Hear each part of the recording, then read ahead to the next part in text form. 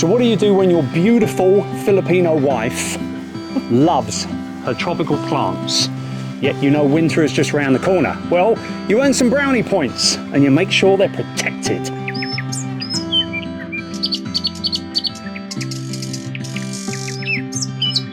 So we moved back to the UK from the Philippines, which is where hers is from, about 5 years or so ago. And 2018? Yeah, we're quite lucky, right, to have all these little almost rooms on our property. Garden rooms. Well, not like rooms, not structures, but like we've got, you know, we rewilding over here, we've got wildlife stuff going on there, we've got the bonsai garden over here, and then on the side garden here, you wanted to do something kind of cool. It's exotic, tropical.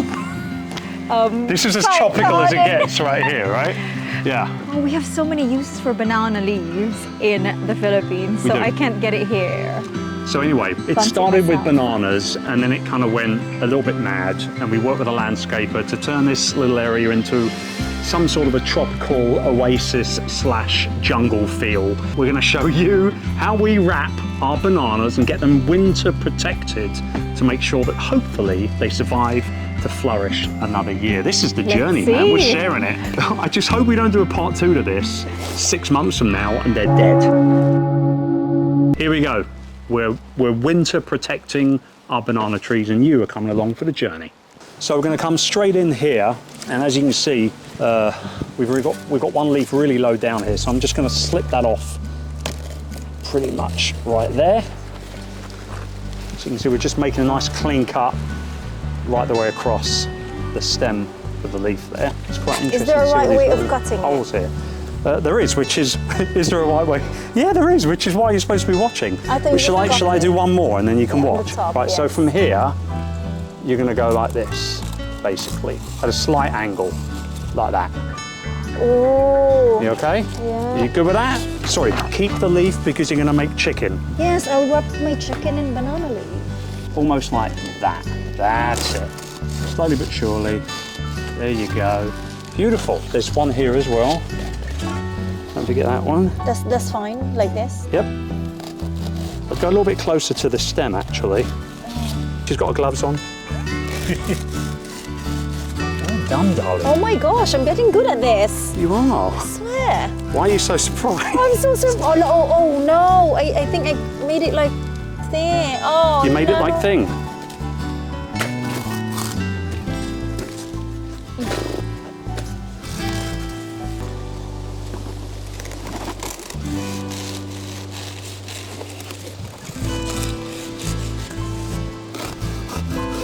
There we go. I'll tell you, they come off actually very, very easily.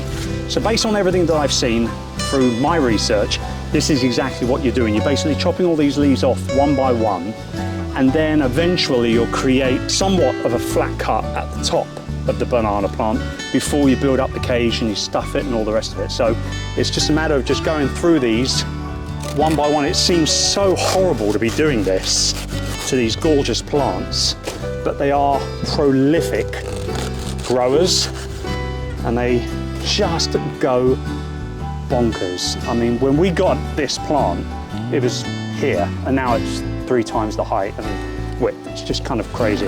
And here's kind of the center of the plant right here.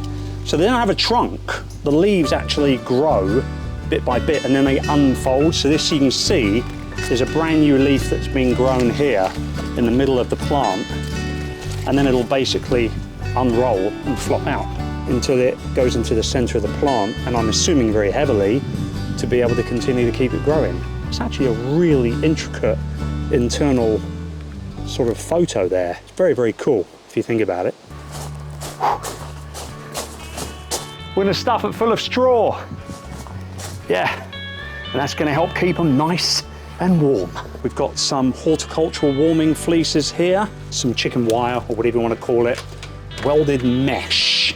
So to save you the joy of watching me comically trying to unravel this wire, I did it off camera. But now, kind of opened this up, we're going to measure it up slightly before we cut it to make sure that after we cut it, I can use little bits of wire to attach it properly before we stuff it through, full of straw and whatnot. So I think we're going to need around about this much based on that. Okay, so I've got my rough width or so there. I'm just going to start cutting.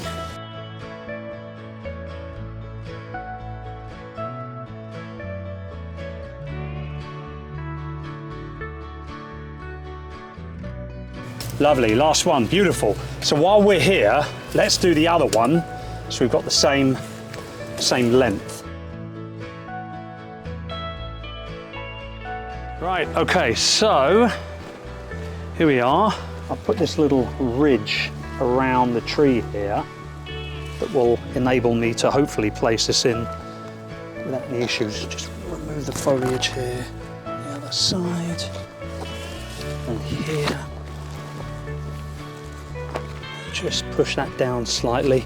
I'm going to use the tip of these scissors to just kind of push the wire down and just pack that up. And then once all the straw's in there, it's going to be relatively solid anyway around there. Right, step one, done. Step two, pack it with some straw. Problem with this is I'm clearly not going to need all of this. So there's going to be some cleanup required. I'm going to try and do this without creating any massive amounts of mess, hopefully. That's not going to work, is it? I'm going to make a mess, regardless. That's it, you giggle, darling. Hey, guess who's going to be taking over in a minute, babe? I can do it. I know you can. Do you want to go down there? You really want to pack it. This I know for sure.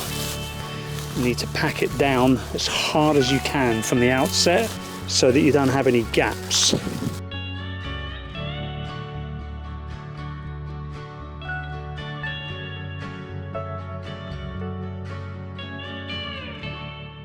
Guess whose turn it is, darling? My turn. Yeah. Here's your gloves.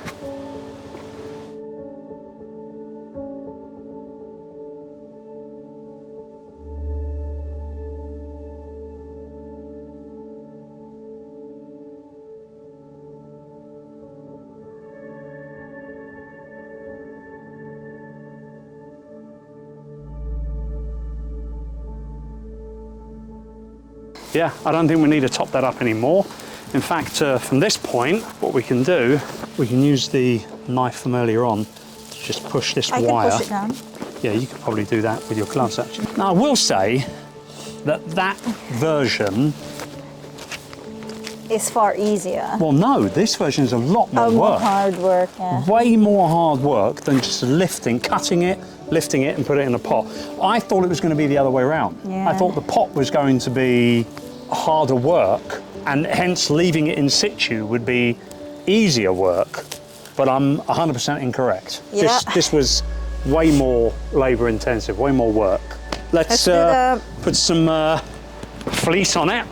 So I'll hold it in place here, and what we'll do is we'll go from the bottom all the way around the bottom of the plant, and then when we get around once, we'll, in fact actually let's do it around the bottom twice, so the bottom of the plant is really well protected.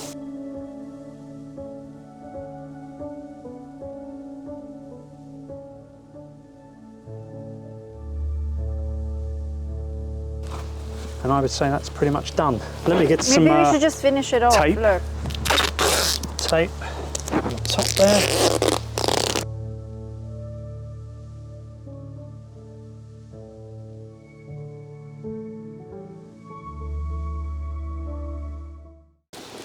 Oh my god. Done It's so. like so.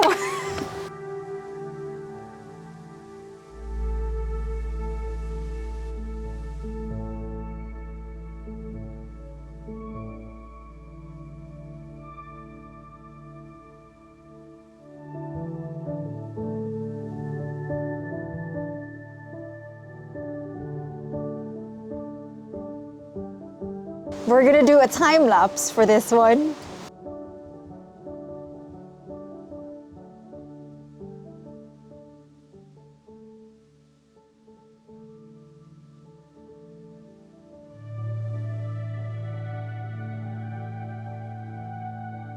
So, here we go. Go on in. Try and lift this up. It seems such a shame to take this out of the ground But I've been told by a number of different people, including somebody with a horticultural degree, that if I don't do something to protect these things, they will die over the winter. Particularly as our winters here in the UK have become actually quite cold over the last few years. Right, let's see. Look at all that sap. Just loosening it up. Take some, there we go. Whoa. Right, look at that root system along there, look. How cool is that? So what we're going to be doing is utilising a regular compost mix here, just a John Innes mix. And I'm going to be using a little bit of this perlite as well, which helps build a healthy root system.